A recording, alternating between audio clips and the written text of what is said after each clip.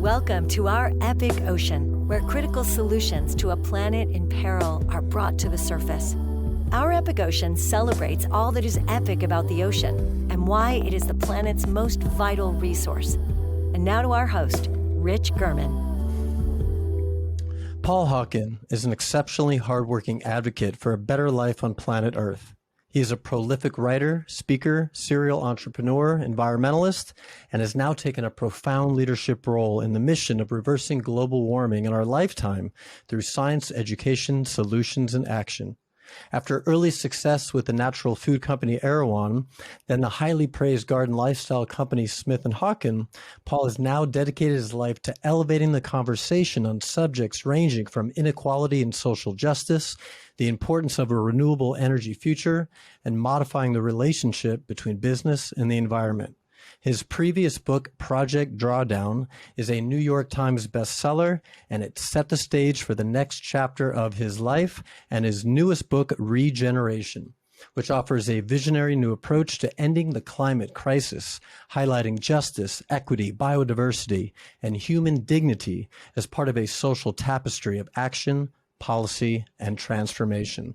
A man of many solutions, Paul Hawken, welcome to our epic ocean. It's truly an honor to have you, man.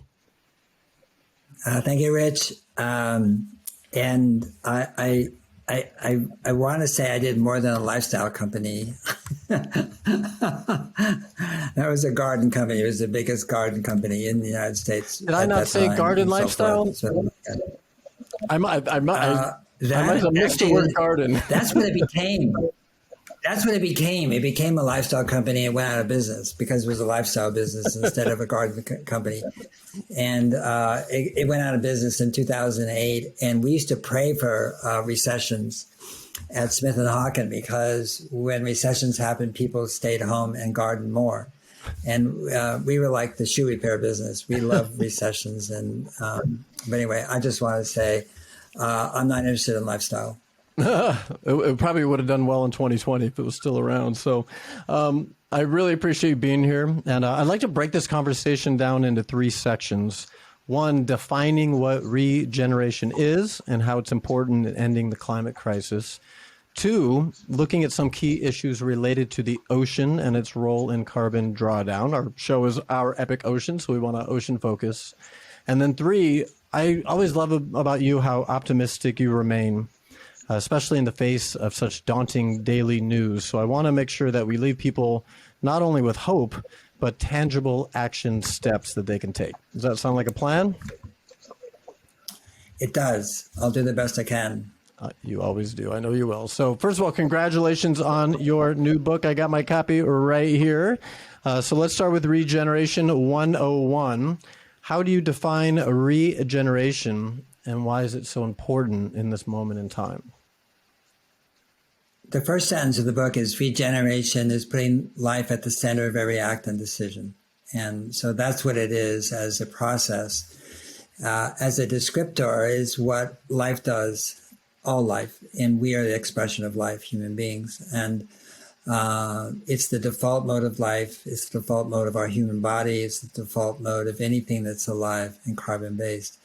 And so all 30 trillion cells in your body, for example, at this moment are regenerating every nanosecond.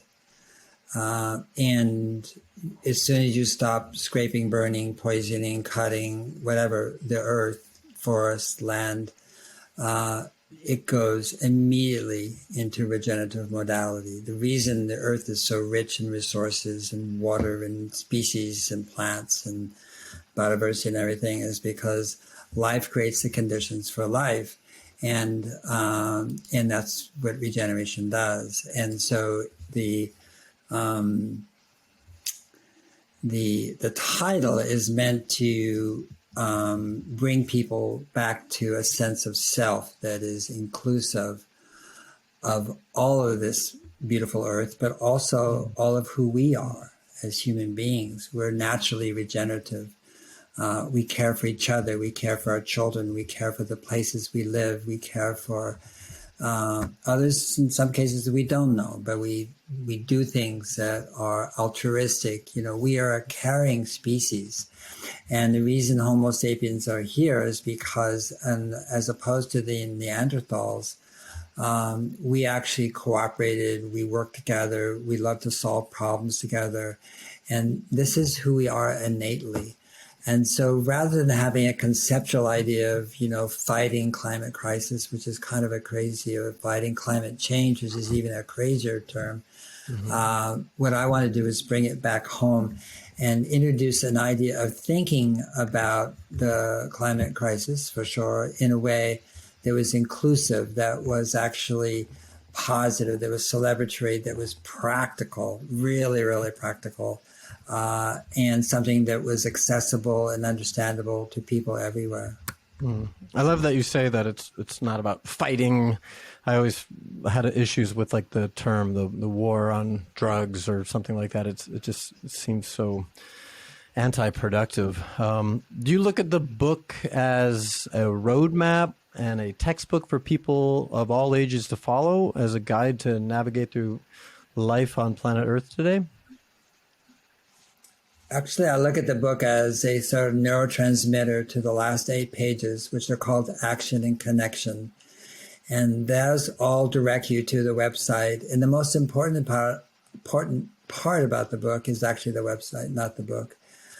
In as much as the book inspires you or, makes connections you hadn't seen or understood before, that's great. And I think it might do that. But the most important thing is Nexus in the website, which is the most complete listing and network of solutions, climate solutions in the world. And this is the most important thing about regeneration, how to get it done. This is a do book. This is the do movement. This is not think about it this way, talk about it that way. This is not new science. The science is incredible. This is about opening up a pathway for people to think about and act on climate that is much bigger and broader, has bigger arms than I think what people normally think about, which is just renewable energy and drive an EV and use cold water or recycle your plastics and don't throw things away and eat less meat. Those things are all extremely important, especially the renewable energy one, without which we cannot get there. But at the same time, I think people have a very narrow sense of what's possible. And if they have a narrow sense of what's possible or what's needed, then they feel excluded. They feel like, well, there's nothing I can do. I'll do these little things, with the cold water and eating meat, maybe less meat. But I can't, do a solar farm. I can't do a wind farm. I can't even afford an electric vehicle.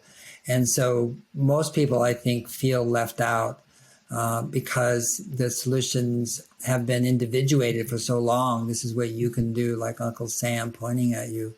And people know that those aren't enough, and at the same time,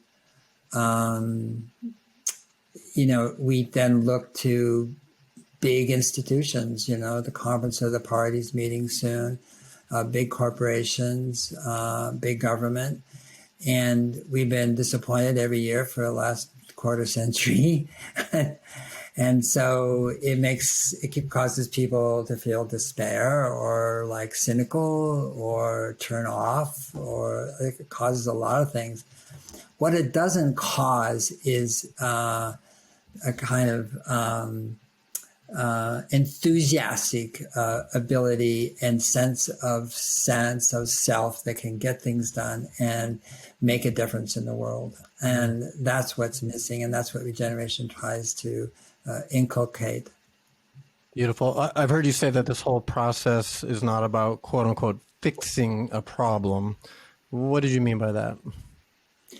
Well, it goes back to what you said about fighting or the war. I mean, we use these terms, we're fighting climate change, we're tackling it, we're combating it, we're going to conquer it, Yeah.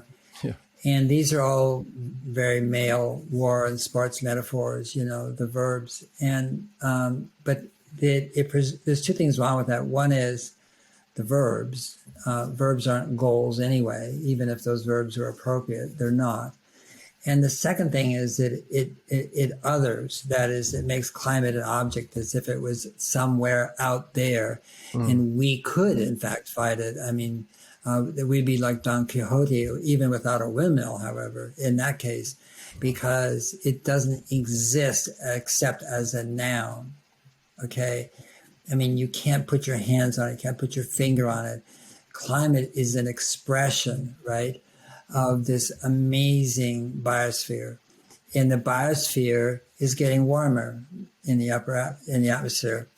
And due to our action, and warmth actually changes the fluid dynamics of oceans and jet streams. Well, when they change, the climate changes. When climate changes, weather changes. Weather changes, we get impacted. And so the idea that, we should fight climate change, climate is supposed to change. It changes every second. I mean, and if it didn't change, we wouldn't have seasons, and we wouldn't have water and ice and rivers and oceans and, honey and strawberries and hummingbirds and grizzly bears and forests. That's because the climate changes on a yearly basis. And so to fight something that you can't win anyway, you can't change, you can't fight change, and to realize that actually it's the wrong fight. Nature never makes a mistake. We do. And so really what we're talking about is changing our behavior down here, down to earth, and looking at that clearly and, openly and honestly, as opposed to having slogans about fighting climate change. I agree. Speaking of I felt for a long time now, like it's not the planet that is in need of healing.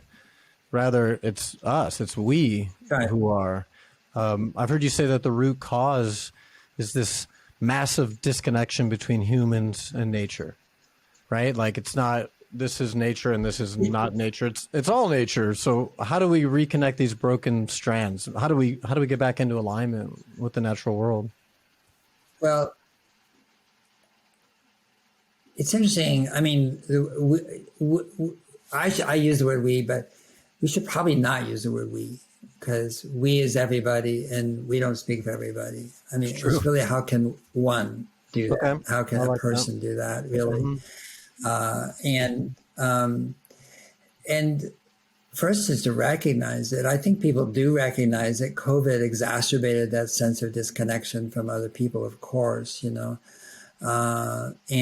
we're not back there yet, and we may never be back where we were pre-COVID. I don't know. But in any case, the lack of human connection is one thing. We're divided, we're polarized, we're in opposition.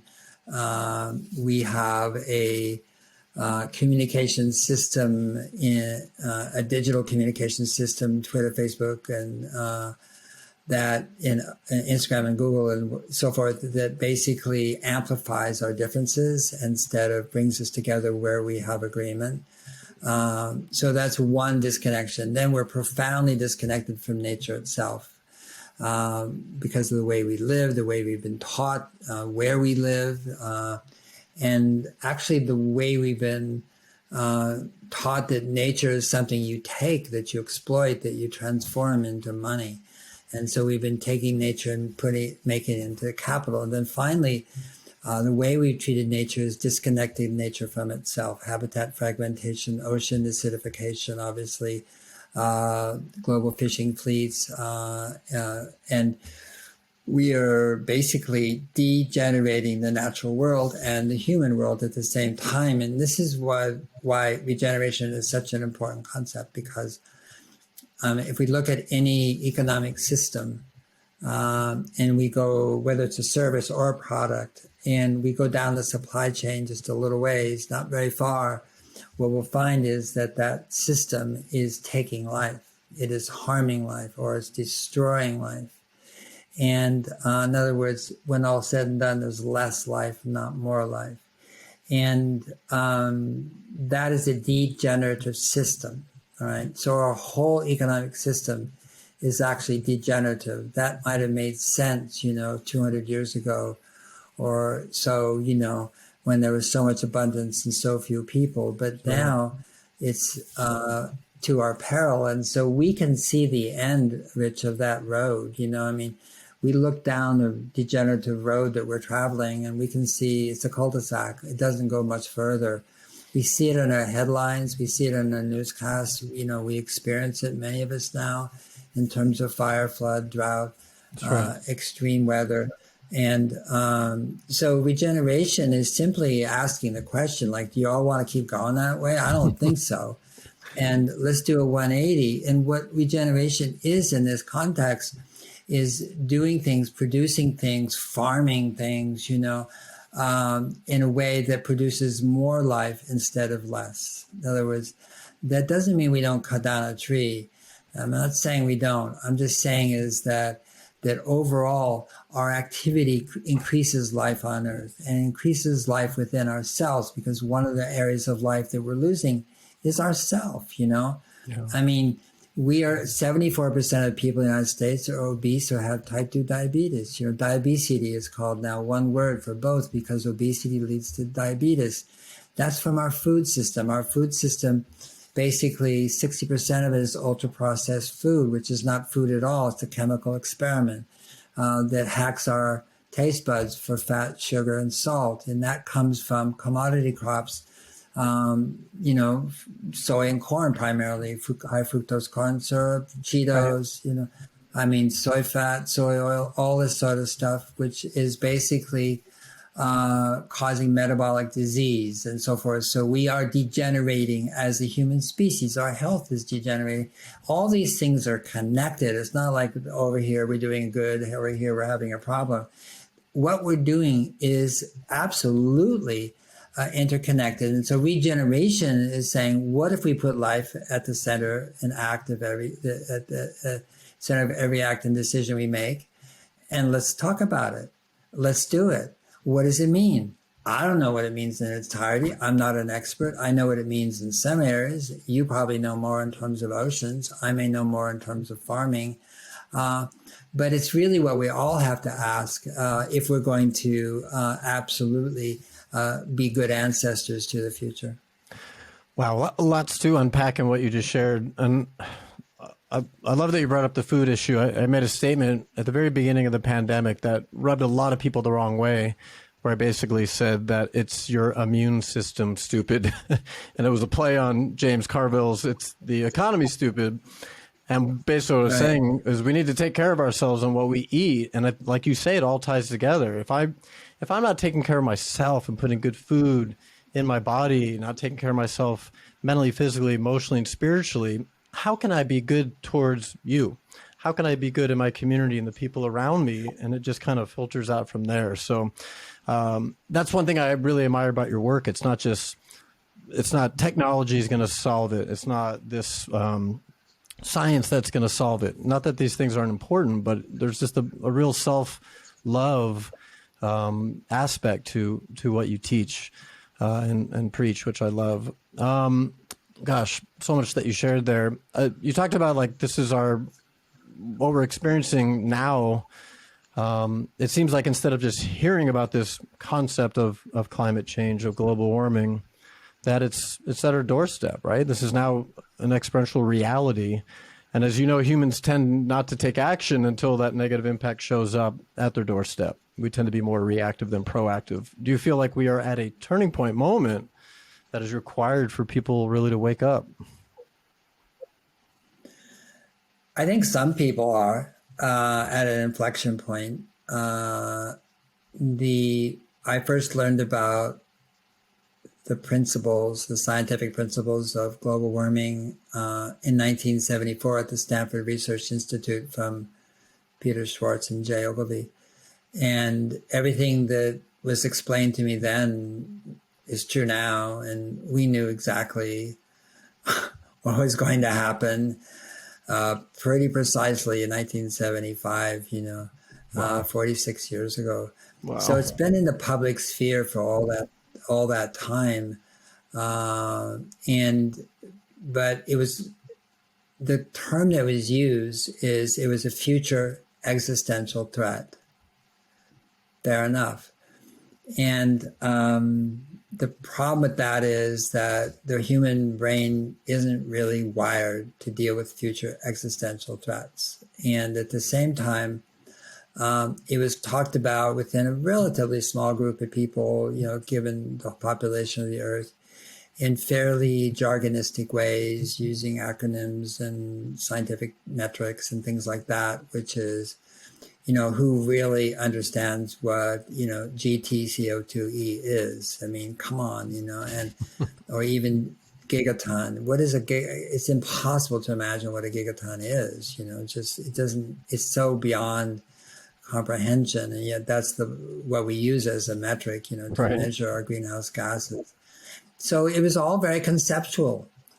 And the conditions that were described by the Intergovernmental Panel on Climate Change under the UN framework for climate change, that was basically a consortium of 2,500 scientists from just about every country in the world. If they did have a climate scientist, some don't.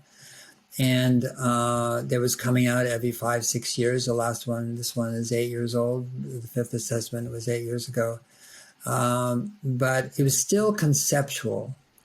And I think you're right. I think what's happened in the last, whether it's 2 years or I'm not sure when, but certainly this year, I think it's shifting from conceptual to experiential. Oh. And when I was at Stanford Research Institute back then, and we were talking amongst each other, and we all agreed kind of sadly, kind of, morosely, that people wouldn't do anything about it until they experienced it, and by then it would be too late. And there's some truth to that, Now, I don't think it's too late, but I do think it's the 11th hour for sure, and then some. So we are moving from a regime of conceptuality or, a zeitgeist to one where it's the real deal. And so you're seeing a rapidity and alacrity of movement now, of change, of responsiveness, of alertness that you never saw before. And I would say that had to do with, Siberia and Spain and California and Oregon and then, British Columbia burning and fires that couldn't go out, Hurricane Ida, drought conditions. I mean, just goes on and on. And Hurricane Ida, of course, sort of topped it off so the Conference of the Parties in Glasgow, it comes at a time when there is much more awareness and experience. So countries are experiencing it, people are experiencing it, farmers are, rivers are drying up or overflowing. It goes both ways. Yeah. And so we'll see. I think the rate of change is going to be exponential from here on out. Good. And I would imagine a lot of time in your work, you're kind of preaching to the choir, people that already believe in it. What do you say to the naysayers? Are they convertible? Well, can we get everybody on board in this case? I mean, I've been saying for months now. Not interested in talking. Go ahead. I'm not interested in talking to naysayers. Okay. Because I'm interested in listening if I know one, but I'm not interested in trying to convince somebody about science. One thing I was at I was giving a keynote at a computer software conference. It was Oracle, actually. And there must have been nearly 3,000 chief information officers from companies all over the world, CIOs. Mm-hmm. And you could tell that my speech was served up. What I mean by served up, which is, we think you should listen to this, but it wasn't what they wanted to hear. That's for sure. They came to learn more about the new software that Oracle was producing. And I could feel it, I could feel it. I listened to other talks and this and that and going, and so I asked them a question when I got out there. I said, tell me how many of you here don't believe in climate science or global warming? And I would say out of maybe 100 raised their hand. And I said, look at what you think is great. It's fine with me. I don't judge you at all by, that. you can tell me exactly what you feel about that. Let me ask you again, how many people don't believe in climate science as a global warming? A lot more people raised their hand. Mm-hmm. And I said, this wasn't really a trick question, but it is in one sense. Every single one of you should have raised your hand, because climate science is not a belief system. Doesn't matter what you believe. That's right. And it's evidentiary. It's based on evidence. It's based on data. I said, all of you work with data. You're here because you're learning about new software that's all about data. Imagine you go into the CEO sometime and say, that shipload of containers with whatever it is in it, I think I can delay that a month, I just have a hunch that we don't need to get it so soon. You would be fired that moment, That's okay? Right. Yeah. Because the CEO is not interested in your opinion or your belief. It's interested in data, And basically we say at Regeneration, in God we trust, all others bring data. There's 7,262 citations underlying that book that'll be published on their website in a week or two. But the point being is that, yes, things are changing, but deniers are simply people who haven't maybe, they're locked in. They're a very small number now, actually, and they get less and less every year. It's irrelevant what they think. Okay. It really is. That's helpful to hear. It's a waste of time. It's a waste of time. Okay, good. And I've heard you say, and I agree, that up until now, people have been shamed and made to feel guilty in regards to climate change. So kind of along the lines with what you're saying, does the messaging need to shift to get people to come together in this divisive world? I'll give an example. I'm working on a really cool project that's all about protecting whales. We're creating a whale reserve up in Norway. And I'm very conscious with my team, while we are all anti-captivity, we are against putting whales in concrete pools. I'm like, no, we're not activists. We're not anti-captivity. We're pro-whale. We're conservationists, not activists. I've heard you say, the difference when people start using the term plant-based versus vegan, which can be polarizing. So is there a shift that we can make there that would help? Well, the initial messaging was future existential threat. That came from science. And that had, a corollary, which is fear. If it's a threat, there's fear. Mm-hmm. And when activists took up climate, they added to that, which was blame and shame and guilt. In other words, they blamed oil companies and car companies, they shamed them wherever they could. And they made people feel guilty in some cases if they weren't doing anything or not responding or bought a Hummer, whatever. And so now you had threat, fear, shame, blame, and guilt, stir well. And it's not a good look, it doesn't motivate people. It turns people off. It doesn't mean the science wasn't accurate.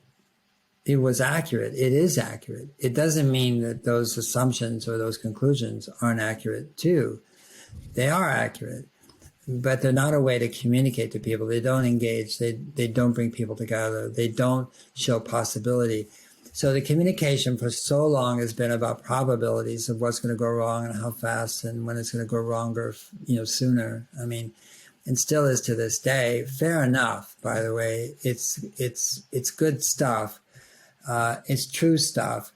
But if that's not counterbalanced with a sense of possibility, then what do you expect people to do? That's right. And that's why between 98 and 99% of humanity is today disengaged from doing anything about global warming and the climate crisis.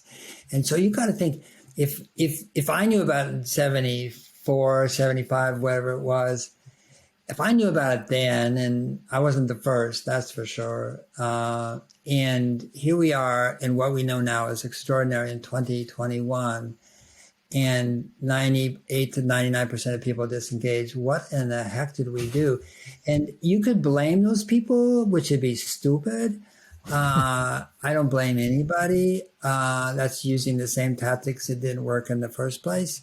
My way of thinking about it in terms of regeneration is, I wonder why. I wonder what we did. I wonder, we or whatever, wonder what happened in our urgency to communicate, the nature and of the problem that actually had the opposite effect. And I think that's what I'm trying to address in regeneration. Yeah.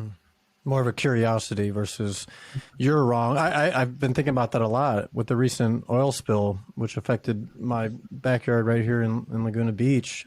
Everybody's so mad at the oil companies. Well, Right. we're buying their oil. Like we're all part of the problems.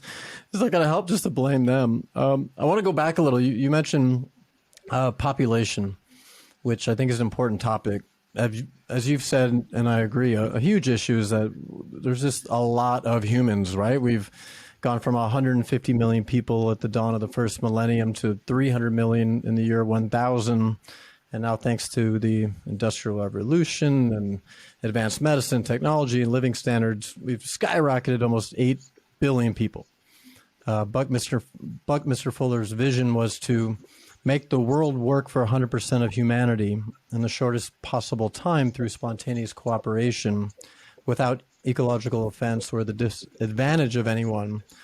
But I don't think the planet was ready for this explosion in population. And I kind of feel like it's going to go one of two ways, right? Either we're going to find this balance that we're talking about, this harmony, or the planet's going to rid itself of us, and the planet will probably be just fine without us. And maybe we're seeing this on a small scale with the pandemic. And I'm just curious what you think. Is it possible that 8 billion moving towards 10 billion people can live together in harmony? Well, we've never lived together in harmony, so we'll put that one aside. I think that the demography that the UN uses to promote its high, low, medium projections of population in 2050 were called to question recently by non-UN demographers. And what they said was they're excluding what's happening to women who are becoming educated and girls are becoming educated, but even women who are in the workforce and so forth, that we're seeing a very significant change in birth rates from correlating women and education, and that they felt that those trend lines were not taken into consideration, and that we would peak at 9.1, 9.2 billion actually, and that would be the peak. And then we would start drawdown actually of population, and I don't know that that's true or not true. I do know that their comment or what they're pointing out is true. I do know that. And that the more education women have, the less children they have. And the reason is they want to take their education and the income that's inherent in being more educated and pour that into fewer and fewer people, the fewer and fewer children, so that their children do even better than they. I mean, this is the family pattern. So that's number one. Number two, the rate at which the population has increased and is increasing is epiphenomenal. I mean, obviously the Earth has never seen anything like it. And I would say that I could imagine 8 billion people living on this Earth in a way that's regenerative and sustainable. I can't imagine how that's going to be possible unless we do some radical changes to the sense of who we are and where we live and how we live where we are. And it's just too short a time frame, for people to radically change. Having said that, I think people will radically change. You say, well, why? It's not, you don't see it in the past, so why would you think it in the future? And this is my guess, okay? And that the climate movement, and in the most amorphous sense of the word, I don't mean the people who are in Glasgow gathering there for COP26. I don't exclude them either, but I'm just saying the climate movement in the broadest sense of the word will become the biggest movement on Earth. Mm-hmm. And that's because of weather. It's simple. And when and how, I don't know. And so I feel like, we're getting homeschooled, by the Earth. I mean, that's what's happening. And the lesson plan, number one, is to get in alignment with life. And if you don't, then you might not be here so much longer. Nature never makes a mistake. We do. It just is, so it can't make a mistake. So there's a great awakening happening and possible in a very short amount of time. What we do with that awakening and how we respond to it, how we coalesce around this awareness finally that we are causing global warming and it's inimical to life as we know it in a civilizational sense, it remains to be seen. I think I vote for life. I think people will choose life. But because the opposite is untenable. Look at it's kind of like this. We're all going to die. We know that. Okay, got that one. So how are we going to live now? And that's a choice that everybody's got to make, really, And to me, as we getting these, lessons from the mother, from the earth, and we're getting homeschooled, it's nudging us. Hey, over here. I think this is really better. It's more interesting work. It's better to do. It produces more. It's kind. It's compassionate. It is a job. It does create business. It does create a GDP. I mean, really, do we really want to steal the future? Because if you want to, you're doing a good job, But healing the future is what's possible. And that creates a very different relationship between those 8 billion people than they have now. So to summarize a little, I love that you started out by talking about women. I interviewed Carl Safina on the show, and he said the same thing, that the direct correlation between the empowerment of women, education of women, and how it'll impact population. And then you talk about weather, right? Where once the weather starts shifting to the point where it's affecting how we live. I used to live in Florida. I've heard you say southern Florida might not be around. Once that kind of stuff starts happening, people are going to absolutely wake up and hopefully make changes. But you keep going back to the way we care for Mother Earth, the way we care for ourselves, our connection with the planet, which to me, that's what hits home, at least for me personally. So let's shift a little bit. Speaking of weather, let's talk about the ocean. In the book, you cover so many important topics, the energy shift that needs to occur. I love everything about regenerative agriculture. I know you know Ryland of Kiss the Ground. He's a longtime friend and a recent guest. Our focus here is the ocean. So let's talk ocean, my greatest love, and as Sylvia Earle calls the blue heart of the planet.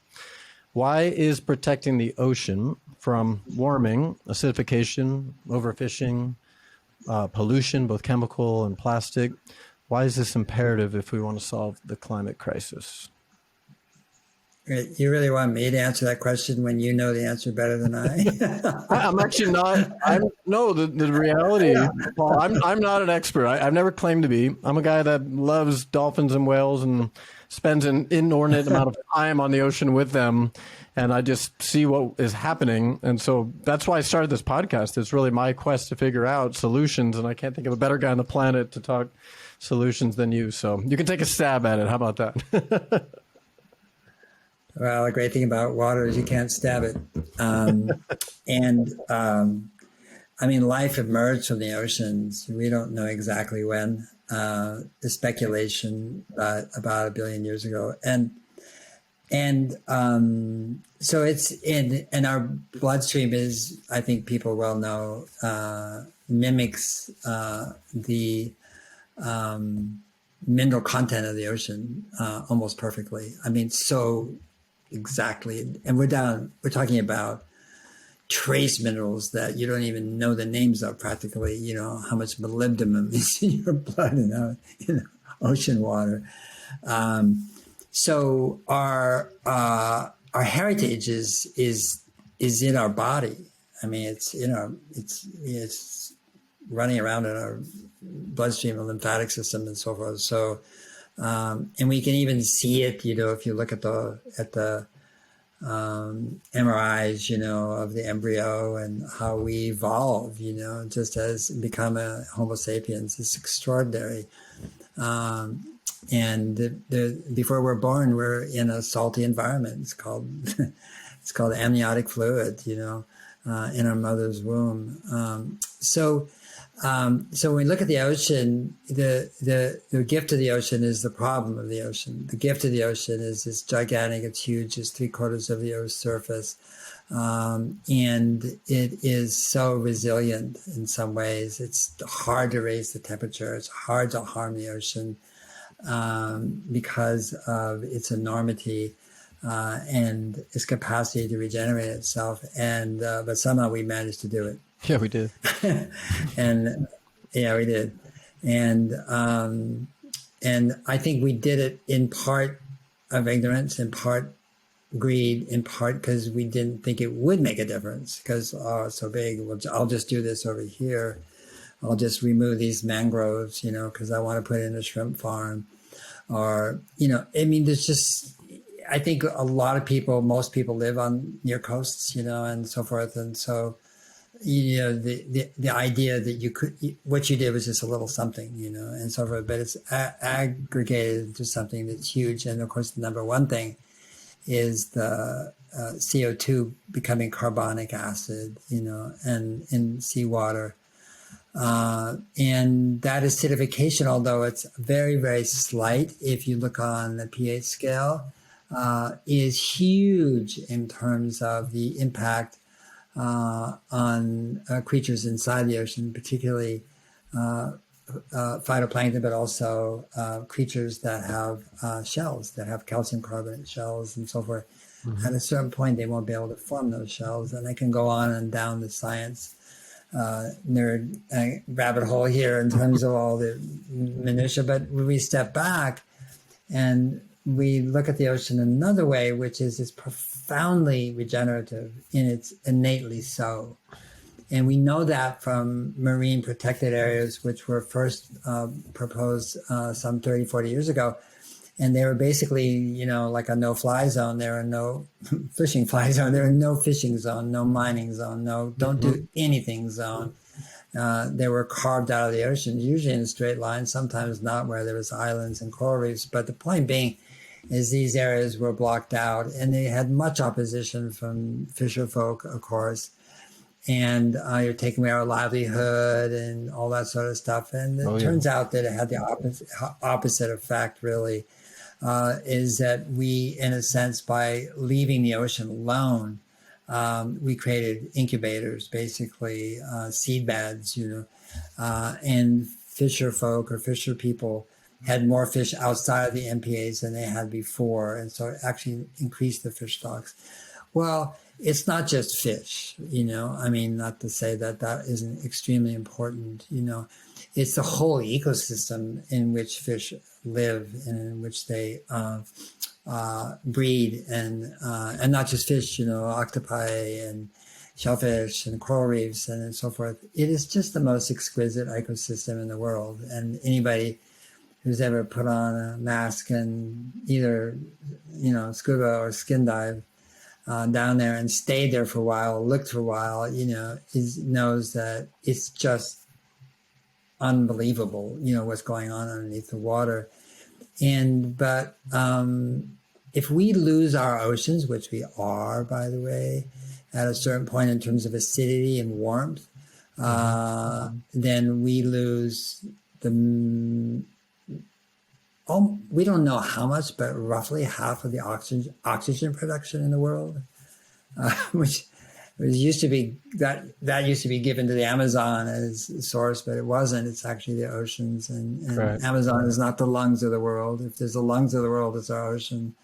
right. And against all that, we have basically Asian fishing fleets that are basically just absolutely destroying the oceans. Really, there's no other word for it. Really taking everything they can, including the bycatch even, and which they don't need, but they'll just grind it up and turn it into fertilizer or, something. And we're losing the life of the oceans, which it's almost an impossibility when you consider that even 20 years ago, maybe not you, Rich. I mean, maybe that was on the horizon. You could see that, but I don't think it was commonly understood. And the worst thing to me is it's still not commonly understood amongst just people. People now are seeing terrestrial impacts of global warming, in terms of heat and drought and torrential rains and cyclonic disturbances. But I don't think people actually understand what's happening to the oceans and the you can't see it. Yeah, I always give the analogy if you were to if what was going on in the ocean every day happened in the Serengeti, where we were just wiping out all these animals and you could see it in plain sight, they would raise hell. But you don't see what's going on under the ocean. I love that you talk about marine protected areas as the first and number one topic in the book. It's one of my favorite things about where I live here in Laguna Beach. We, on January 1st, 2012, there's a 6-mile stretch that goes the northern border of Laguna Beach 6 miles south. It's not only a marine protected area, but it is a no-take zone, like you said. And I used to paddle. I've been paddleboarding every single day since 2010, pretty much every single day. And I would paddle out over 10 years ago. You didn't see any fish. And if you were to ask a fisherman, why is there no fish in Laguna Beach? You know what they'd tell you? We caught them all. We caught them all. That's what they'd say. Right. And I kid you not, this to me is the testament of just the power of leaving the ocean alone. 6 months after they put the no-take zone into place, I would paddle out, I would look down. What do you think I saw everywhere? Fish. Just what a testament to the power of the ocean when we just leave it alone, how quickly it can regenerate and restore itself. So I love that you, in your book at least, have MPAs, marine protected areas, as the number one solution to protecting the ocean. 16%, just for people watching and listening, 16% of California, where Paul and I both are, is an MPA, and 9% is no take.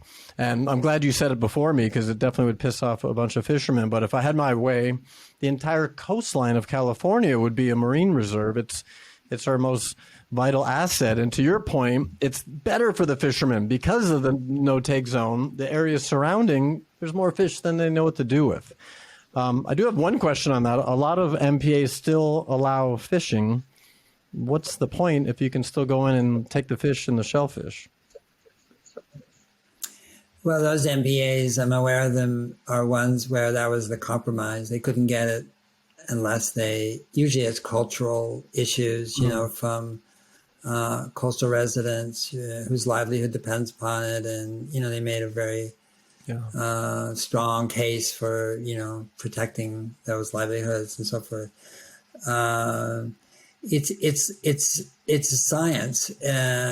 And an art in terms of MPAs. And what I mean by that is that it's a science. You lay it out, you know what you need, you know what the losses are, you know what the gains could be, and so forth. But I say art in the sense that I think, and maybe you'll agree, Rich, but most scientists, whether it's on terrestrial systems or ocean systems, marine systems, continue to be surprised at the rate in which systems regenerate. In other words, like, whoa. Fast. And sea species that I hadn't seen there for decades, where they come from, how they come back, how they know, all those kind of questions occur both on land and sea.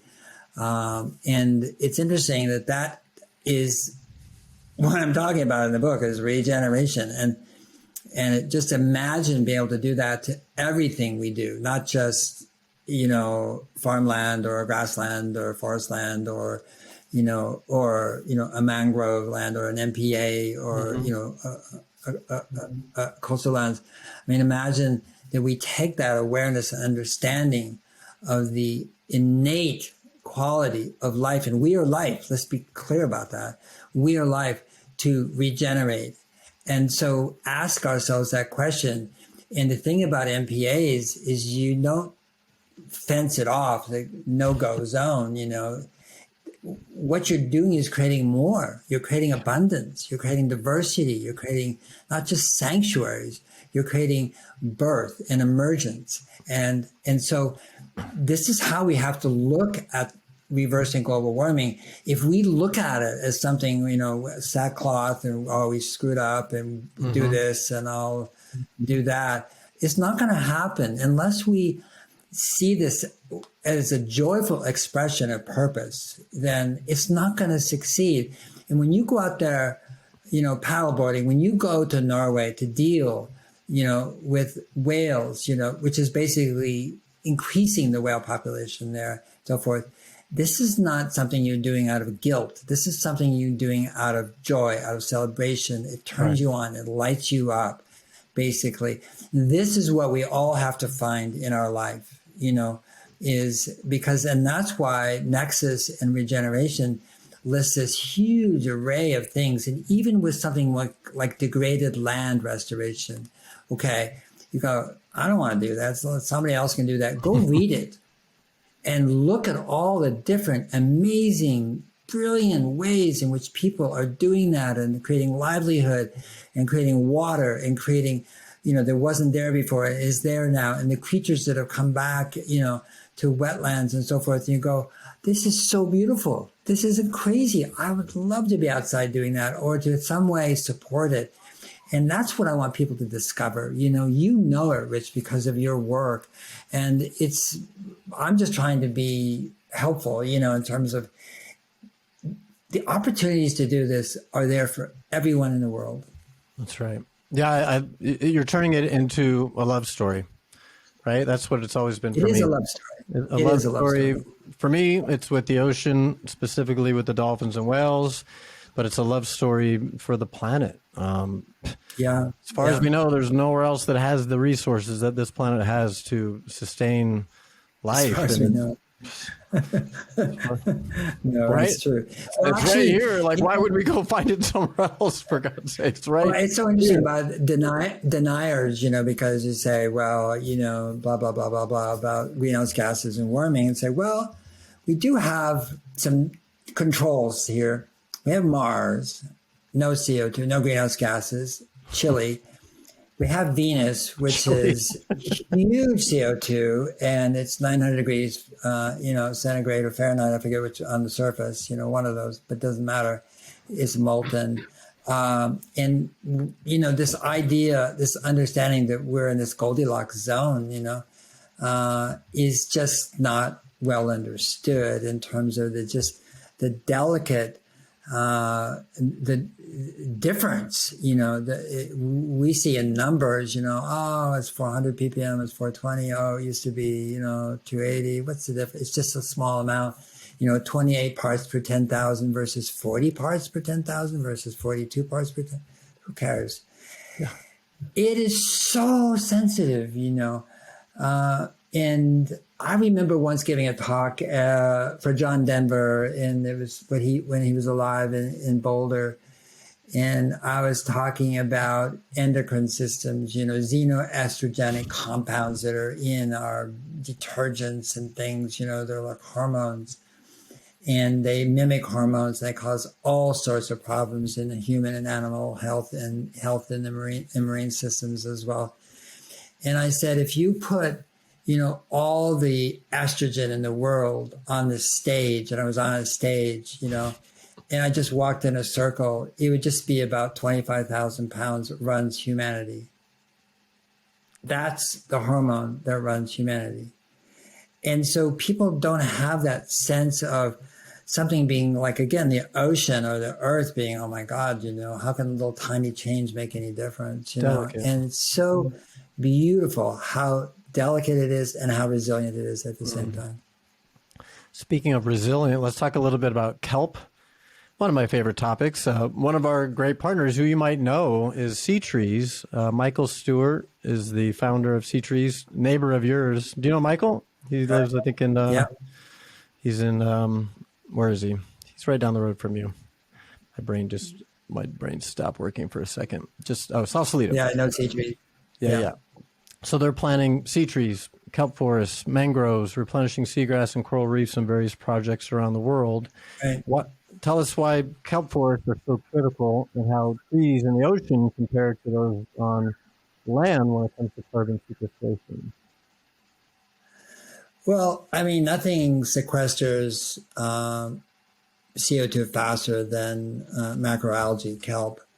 On land, it would be bamboo, but kelp beats bamboo any day. And we have to remember that people are now making net zero commitments, by 2050, 2060. It's so interesting. It's a commitment. It's not a fact. Right. But actually, people ask me what I think about it, and I said, I don't think much of it at all, because that's not the goal. The goal is to bring excess carbon dioxide back home. It's where it came from. We got to bring it back if we're going to have any semblance of climatic stability. And it's food. That CO2 up there is food for living systems down here. And one of the biggest eaters of that food is kelp. It's seaweed, it's seagrasses, it's plants that grow in the ocean. And what's interesting about kelp forests is that they are habitat. They're amazing habitat, and they're nurseries, for feeder fish and in all sorts of mollusks and other things. And again, it happens pretty darn quickly. My friend Brian Van Hertzen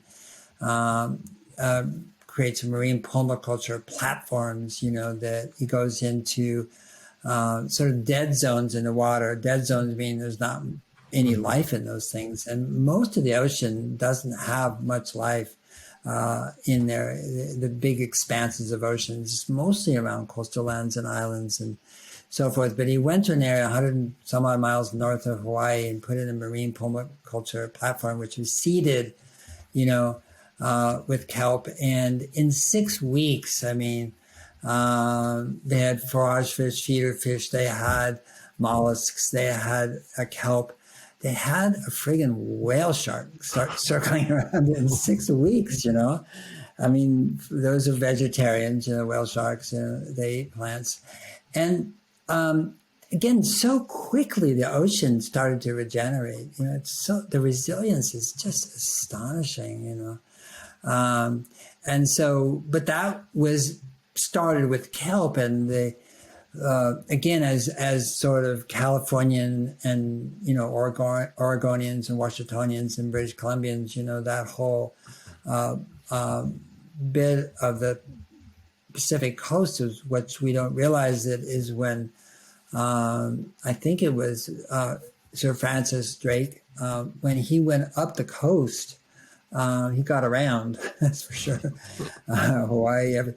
When he went up the coast, the kelp forests in there he considered them one of the 8th wonder of the world.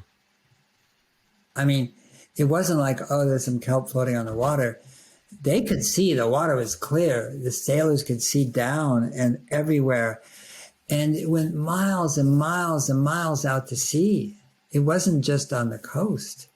And of course, they were rich in fish and sea otters and this and all that sort of stuff. And what we don't understand, of course, all oceanographers do that, the Russians came down primarily, other people did too, but hunting for sea otters because the sea otter fur was just amazing. And the Chinese would not take Russian currency for tea, and the Russians love tea and they love Chinese tea, but they would take sea otter pelts. That was a currency. And so the Russians came right down the coast and down and down and down until basically they obliterated the sea otter population to the extent that urchins took over, and the urchins were eaten by the sea otters. And once the sea otters are gone, the urchins did their thing, which is what they do, eat kelp. And so those great kelp forests were gone, and so restoring that is an interesting thing between that relationship between the urchin population and the kelp. But it's happening all over the world, and I would say it's probably one of the more unsung things that's happening that is extraordinarily important that's happening right now, which is this idea of regeneration and the oceans. I agree. I love that you feel that way. Like I said, we're really tied in close with sea trees and really believe in the work they're doing. So the more kelp, the better. So in the book, you talk about some other ocean issues, specifically mangroves, tidal salt marshes, seagrasses, and azolla fern. I want to move into more solutions for people, but read the book, and definitely everything that I just mentioned of those topics, they're all very important when it comes to the ocean. But I want to spend the bulk of the rest of our time on really actions and solutions that people can take. But I do want to hear a little of your backstory first. Long ago, you wrote an entrepreneurship guide called Growing a Business, which looking back, I think was really a blueprint for what conscious business could be. And in it, you wrote that the purpose of business is not to take risks, but rather to get something done. And I believe you are really living that mantra with both Drawdown and now Regeneration. This was in your Smith and Hawken days, I believe, which was after you sold your interest in Erewhon. Can you share just a little backstory on how you got on this path to becoming a spokesperson for the movement?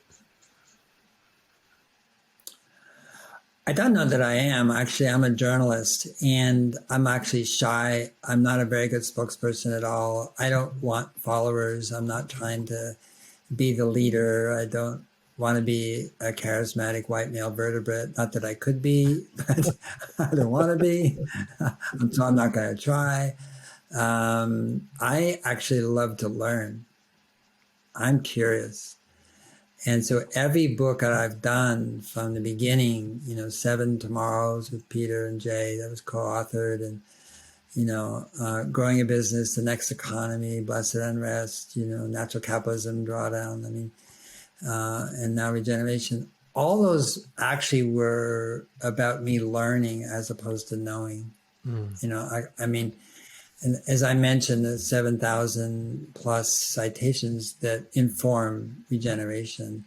For me, I've told this story before, but I think it's worth repeating here, that I didn't really feel safe inside my home. Most people, it's the other way around. And so I would go outside every time I could. And when I did, I felt safe. I felt safe outside, and always I felt held, and I didn't feel danger. But I also had no idea what was going on. It's like I didn't know the names of things and the reptiles, and the things that slithered away when I picked up a rock, or the names of the berries, or the fruits of the trees, or the leaves of the birds, or the sounds, and I just thought it was all amazing. And so that part of me has always been there, which is what's happening here and how does it work and all that sort of stuff. I've applied it, that the need to, in a sense, protect and conserve and regenerate our living systems to, from growing a business, to natural capitalism, to blessed unrest, to drawdown, to regeneration. For sure, that's what sort of informed it. I'm not a Carl Safina. I'm not a brilliant botanist, or he's not a botanist, but biologist, or science writer. I'm not that good. I just don't know enough. I didn't have that kind of education. But what I can do is try to make that link between people and place, people and nature, people in the living world, and that's what I've tried to do. And what I said about risk is that starting business is about recognizing the risks, there certainly are risks, and then it's about risk avoidance, which is to identify what those risks are and then address it as best you can a priori, or as you're going, as opposed to being blindsided. And that same thing applies to the world as a whole right now, which is we know what the risks are. And I don't think it's well understood or broadly understood in the population, but we really do know what the risks are. And you know very well, Rich, what the risks are with our oceans and our coastal waterways. And the risks are so extraordinary and enormous. And so we should be doing everything we can right now to act in such a way that we not only temper, but then reduce and then eliminate those risks. And we're not doing those. And again, people focus on plastic, which is good. I mean, but sometimes even we'll focus on plastic straws and say, no, ocean. Yes, plastic straws are a real bummer. Let's not forget the big picture, which is what are we talking about today? Let's work backwards with the end in mind, which is, regenerating the oceans of the world and so forth. And then we'll get the plastic straws. But starting there is an odd way for a population to look at, understand oceans. I think somehow plastic became, well, hold on, I'll come back to plastic. I just want to acknowledge your humility and whether you want to be a spokesman or not for this important movement. You are in some way, and I just like that you're doing it from a space of love and inquisitivity and wanting to learn versus your own ego and money and things like that. So you're doing it from a very admirable place. And as far as plastic, I don't know how plastic became the kind of the poster child of this whole thing. And I'm glad that not that it's not important and not that we don't want to get rid of it. I'm glad that you mentioned that it's perhaps shouldn't be the number one focus. And I actually meant to ask you earlier, but when I look at the UN's 17 Sustainable Development Goals, I've kind of felt like instead of climate being number 13, that it should be number one and the only one, and everything else should kind of fall under that. Because if we don't fix that, nothing else really matters. Would you agree on that one? Yes and no. And I'll tell you why. Of course, I mean, arguably that's true. But what I say in the book is that, the emphasis has been on future existential threat. And for the climate movement, again, that amorphous term, but to succeed, it has to flip that and address current existential need. In other words, current needs of people. And that's about 5 to 6 billion people in the world who wake up every morning and all they can think about properly really is what they need to do that day to get through that day. And that is obviously food. That's obviously food security. It's security overall in many, many places of the world. It's a living wage job. It's obviously water. It's healthcare, not sick care. It's education. It's their children. It's clothing. These are a lot of things that privileged people don't think about in the morning because where they live and what they have. And if we don't really orient ourselves to understanding that most of humanity is disengaged because it is beyond their ken, it is beyond their, right. How could they possibly be thinking about even a month from now when they have to survive that day and make it? And for men and women who are as parents or as uncles, aunts, children, sons, daughters, whatever, I mean, this is what most of the world works on every single day. And so the interesting thing about regeneration, if you look at all those solutions in Nexus, and again, it's incomplete. So, you can tell me that. I know that, we have a small staff. We're doing the best we can. But look at the ones that are complete. They will be complete soon. But if you look at them, and we didn't have a climate scientist alive, and we didn't know what climatology was, We have limnology and biology and anthropology. We have a lot of ologies, but, climatology, I hadn't thought about that one. And we didn't understand the cause of extreme weather, that it was just, that was a bummer, that hurricane. Oh, that was a bigger bummer, Okay. We would want to do every one of these solutions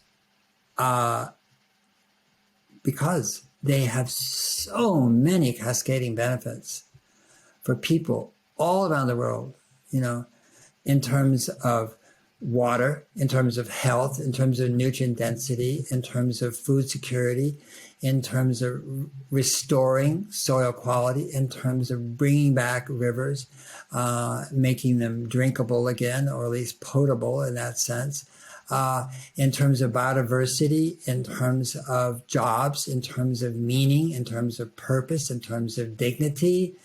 I mean, what we're talking about when we regenerate the world is to bring back something that's missing for so many people, which is meaning. Now, everybody makes meaning, but I'm just saying is that if you look at most of the work that people do or are asked to do, it's not very meaningful. It's meaningful when you get a paycheck. But if you really step back from it, you're a cipher in the system. That's why so many people in post-COVID don't want to go back. Yeah. They were away from it. And they go, I'm not going back there. Right. And I was underpaid anyway. I wasn't valued. But think about the 4.3 billion people in the world who are classified as living in poverty. Think about their condition, what they go back to and have to do 24/7 practically, but certainly 7 days a week in order to survive, in order to make it in this world and so forth. And the solutions that address global warming address human well-being at the same time. And so the SDGs really are like a circle to me, they're a 3D one, model, because they're so interrelated. And I don't think you can disaggregate them the way, they're normally seen with little colored squares. They just don't. You can't address one without addressing the other, or at least certainly understanding that if you don't address the other, then you're not addressing the one. And then everything links to everything else. And so I think if I talk in the book about the poverty industry, not many books on climate talk about the poverty industry or, the clothing industry, or the big food. And these industries are fundamentally important in terms of being able to achieve our goals of reversing global warming, or they represent obstacles, that are inhibiting our activity. Because, we just keep thinking it's just all renewable energy. If we get that right, we get a hall pass to the 22nd century. And of course, it's huge in terms of the amount of carbon dioxide. But I'll tell you this, you can destroy this world just as easily with renewable energy as with non-renewable. If the global fishing fleets are powered by lithium-ion batteries and renewable energy, they'll do the same thing. If we're cutting down the Amazon with renewably powered chainsaws, the trees are going to go down. I'm just tick it off and so forth, which is that we have to think about this in terms of the system, this beautiful system of the earth, and so forth. And so, yes, we need renewable energy, no question about it, because carbon combustion is causing enormous problems both above and below. But we have to think about it holistically, and that's what the SDGs don't do entirely, but they do. They approximate it. They really do. Yeah. Well said. Speaking of those 4.3 billion people, I've heard you say that the purpose of your organization, which I want you to talk about next, but the purpose is not to reverse climate change, but to get people to take care of each other and all living creatures.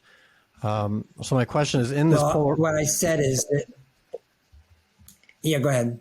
Well, I'm sorry. No, it's okay. I was going to say how in this polarized world, how do we find common values and connect based on the things that we can all agree on? Right. And if I misquoted you, please correct me. No, you're going to the big we question again. Well, let me go back. What I said was that, this movement is about creating human well-being and well-being for all creatures, for all of life, and so forth. That's what we should focus on. The outcome will be reversing global warming. Yeah. In other words, it's an outcome of what we need to do, as opposed to go directly. And it's the same thing about regenerative agriculture. You hear about it again and again and again in terms of carbon. That's not right. I don't know of a farmer who started and became a regenerative farmer because of carbon. They did it because industrial ag wasn't working for them. It was poisoning their water, their wells, their children. It was killing off the pollinators. It was because it was driving them into bankruptcy, because they're going deeper into debt, because their soil was turning into dirt. They were losing the vibrancy of the soils that they once had. And they were required to have more chemical inputs to maintain the same amount of yield when prices are going down. I mean, it was a cluster F-U-C-K, and for them. So they went into regenerative farming and agriculture for the reasons to restore. In many cases, their third, fourth, fifth generation, they felt terrible being in the generation that was going to lose the family farm. And they grew up on it. It wasn't like they came to it, and they knew it from a child. And so the sense of pride and, again, about, being meaningful in their life and so forth. So that's why they turned to Regen Ag. And Regen Ag is about reversing, dirt and turning it back into soil, to increasing the life of the soil, which in turn increases the amount of water the soil can hold. And what we don't understand is the earth has become desiccated.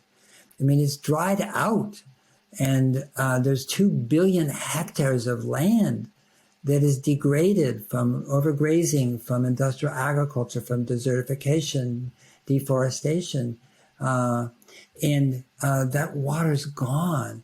And so when you reverse that and you go to Regen Ag, you actually have 10, 20, sometimes 30x more infiltration of water into the soil than you had before. So now your soil is a reservoir, and it's resilient to drought. Or you get too much rain, like the Direxo in Iowa last year, and you can take it in. You can absorb it. You can have it without washing your soil away in erosion. And the pollinators come back, and I can go on and on. So the food is healthier. It's more nutrient dense, Productivity can go up on these farms and so forth. And by the way, there's more carbon in the soil.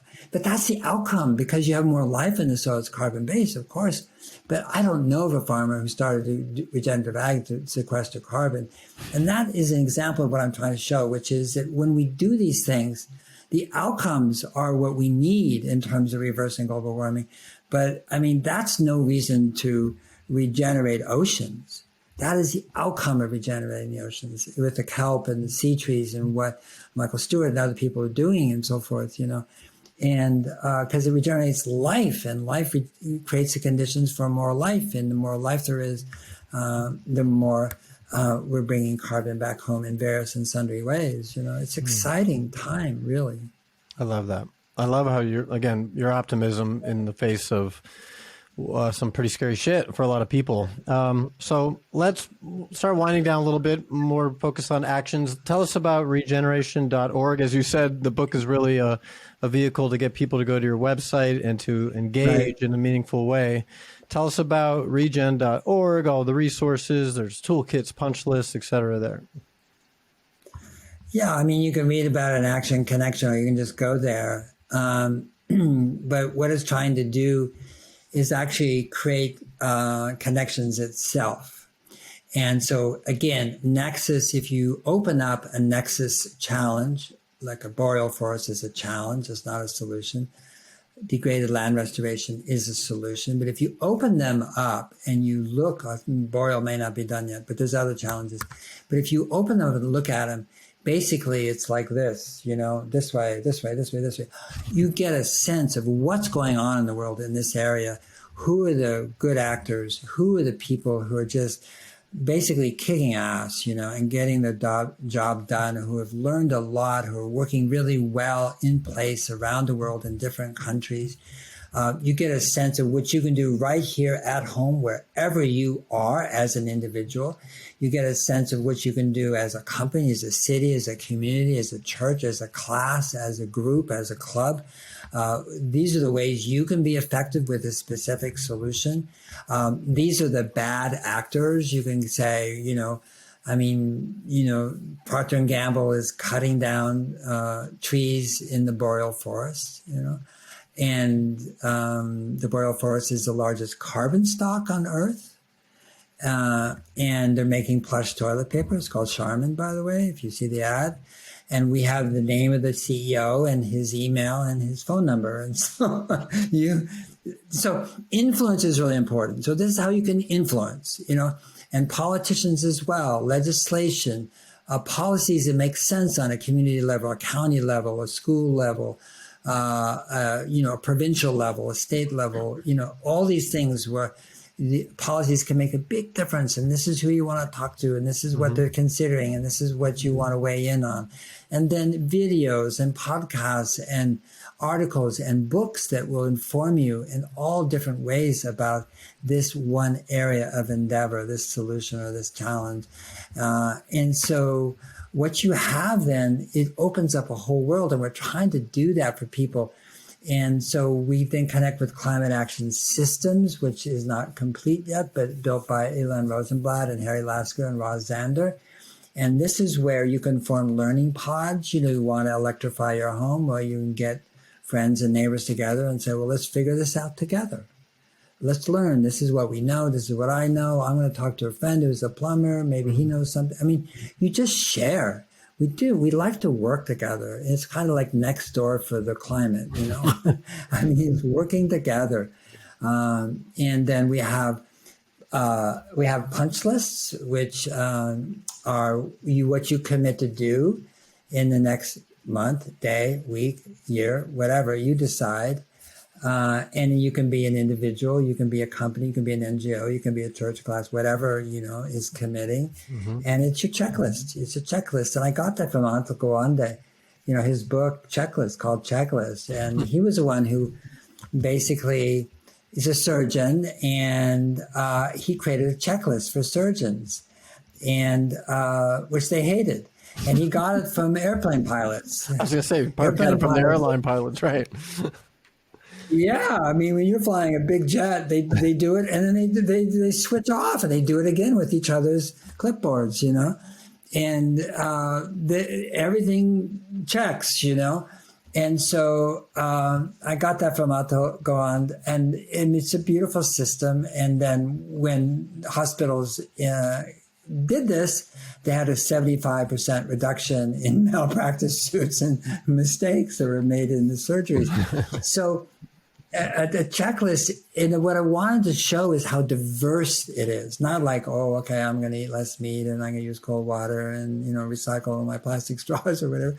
I don't know. I mean, just show, wow, there's so many different ways to go at this, and one of the things that you want to do and you love to do and that turn you on, light you up and so forth in your checklist. And I have a scab on my head right here because I'm putting in the heat pump. And it's in a cramped space outside underneath the deck, and I'm electrifying my house. It's on my punch list. I'm getting rid of all natural gas, cooking, water, and heating. And so I'll treasure this scar because I'm learning too. I'm learning, and I'm sharing that learning with others, about what are the best heat pumps. The Japanese, they use CO2 for instead of CFCs, and they're the quietest. And, I mean, just like once you learn something, it gets easier for someone else to do the next thing, and easier and easier and easier. Here's the subsidies and tax breaks and all that sort of stuff, that's just one thing. But that's where I'm trying to create is a place where people can get involved. And then we work with Damon Gameau from 2040.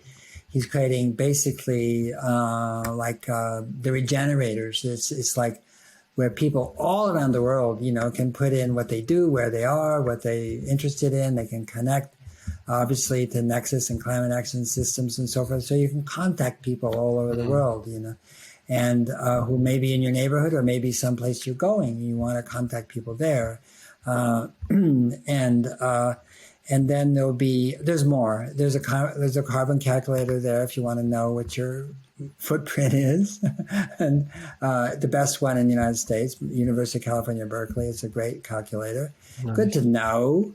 And so but we're trying to make it Clover Hogan, who actually starts Force of Nature and who's really leading the charge on eco-anxiety for young people. She's 22. It's an amazing organization. So we're trying to both do things and get out of the way, if it makes sense, like here.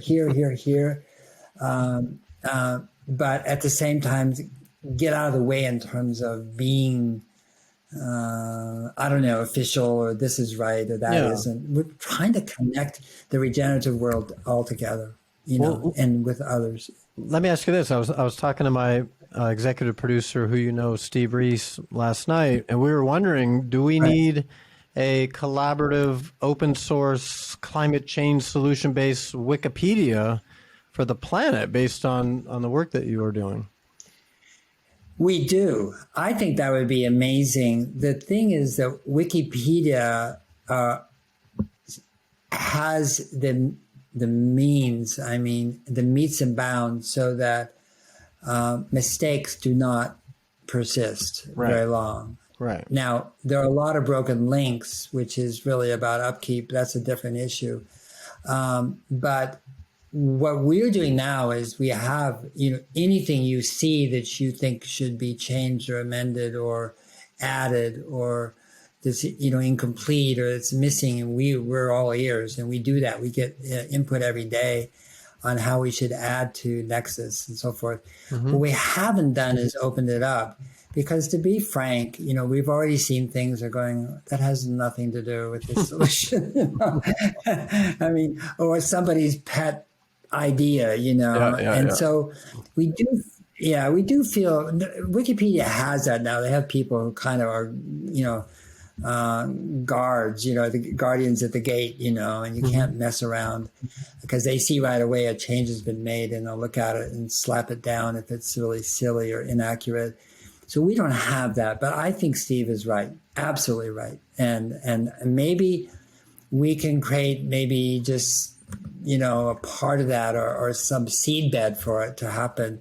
But the whole world should know what it can do, where it is, how to do it, and with whom to do it. It should. That's I agree. Really good point. And Steve will like hearing that you said he was right. He likes that. Right. He was right. All right. Awesome. So just a couple more questions. I was going to ask you, and now it kind of sounds silly, but what the top 3 things you would advise our audience to do as individuals, but I kind of want to reword it in the moment of, for me, I always feel like people should find their lane. What lights you up? What's your passion? You can't do everything. You're a learner and you want to learn everything. I'm not really a learner. There's certain things I like to do, and I stay in my lane and I focus there. I think you know what I'm trying to say. What would you tell people to do? Learn everything, find your lane, find your passion. What's the answer? The first thing probably a lot of people won't do is to find out where you live. I don't think people know. They don't know what soil their house sits upon or their garden is, what type of soil, what is types of soil. They don't know the names of the migratory birds that come through and when and where they go to and where they've come from. Same with pollinators. They can't tell a wild bee from Italian bee. Domesticated bees, they don't know the name of native plants. They may have none there. They don't know whose traditional lands. They are probably unceded lands that they're residing upon. Yeah. They don't know where their water courses are. They don't know that actually their streams are buried and they go through the city, but they're not there anymore. But the water is. I can go on, and they don't know the names of the different trees or which ones are native and which ones were brought in. And in other words, finding out where you are is quite interesting, and so forth. I think, it may not be the one that people will do first, but the most important thing to do, and this is it's just to do something.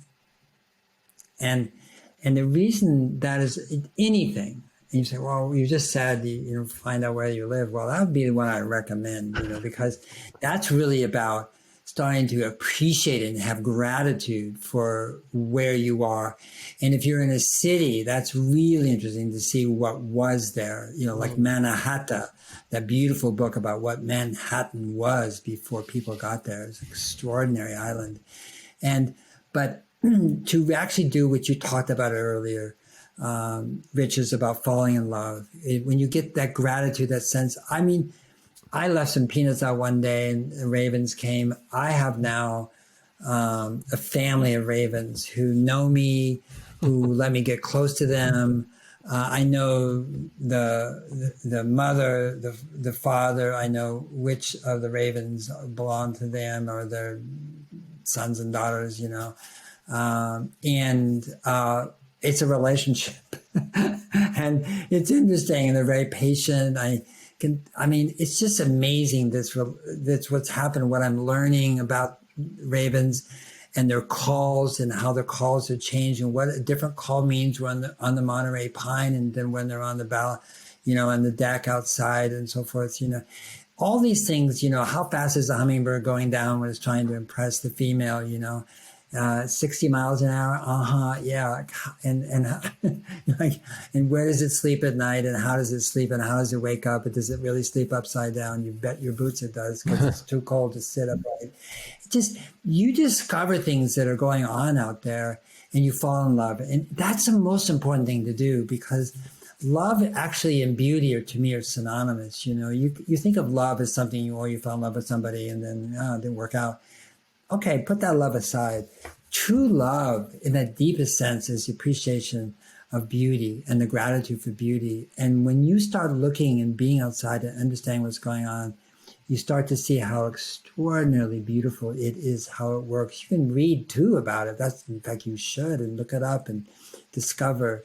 But if you're going to do anything, do something. That is to say, just go do something. And the reason for that goes back to Andrew Huberman's work at Stanford, a neuroscientist who says that our beliefs do not change our actions. Our actions change our belief.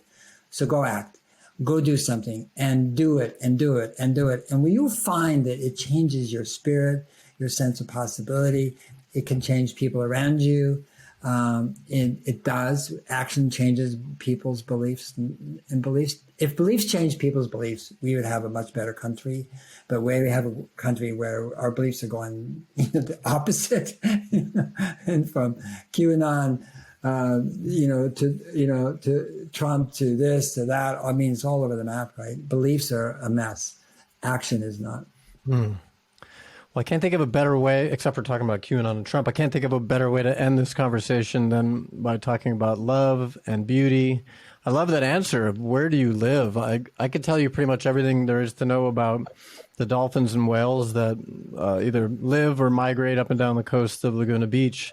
But one of the things I've done in the last, 6-9 months is I put it in a bird feeder, and my neighbor feeds the ravens, and now all of a sudden we're learning about everything. And I remember I mentioned the oil spill that happened recently. 4 years ago, we did a rally right at Main Beach, Laguna, and I co-emceed this. And we brought in to open, the first speaker was the indigenous people.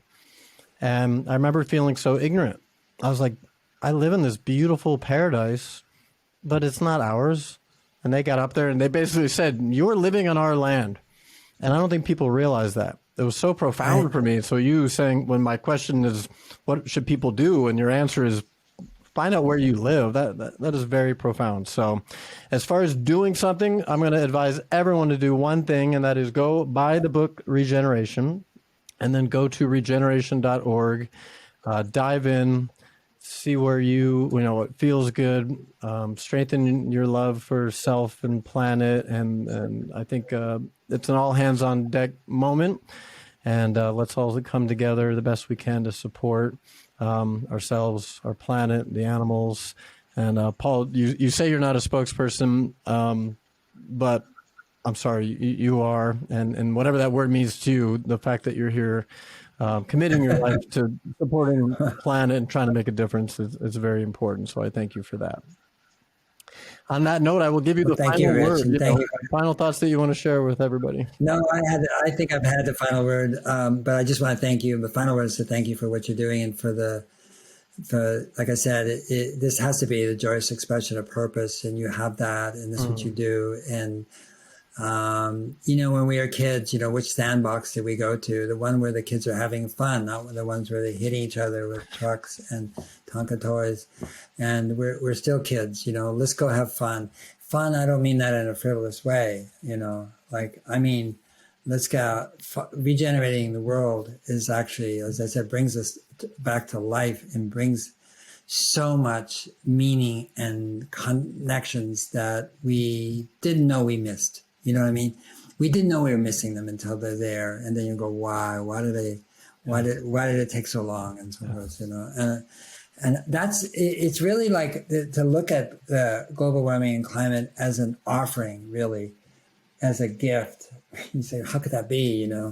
Of course it is, because it's an invitation to completely reimagine what it means to be a human being, what it means to be a civilization that actually can endure, and who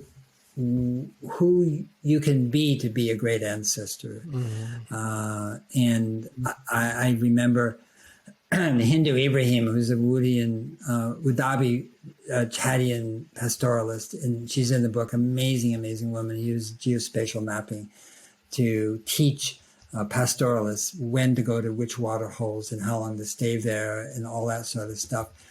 And in a recent talk, she said that, of course, as a Wadabi, they think and were taught to think 7 generations ahead. You've heard that before, sure. Of course, from Onondaga Nation and so forth. But what she also said, which I think is really beautiful, I didn't understand, I never heard it before. She said, because we always look 7 generations into the past, and we remember exactly what happened for 7 generations. Those stories, we know what happened. And so we think 7 generations ahead. But what that means is they saw themselves in this beautiful continuity from the past to the future as the agent of life. And there's no reason why human beings can't be keystone species, which is basically a species whose activity creates more life for other life forms. And we've been that before. Indigenous people were that. There's no reason why the human race, the Homo sapiens, cannot be keystone species, and the possibilities are extraordinary. Paul, thank you so much. Thank you for bringing us into the past so that we can be in the moment and move forward in a very loving, powerful, amazing way. I appreciate your time here today. Thank you so much. Great conversation. That's our show, everybody. We'll see you next time. Thank you so much.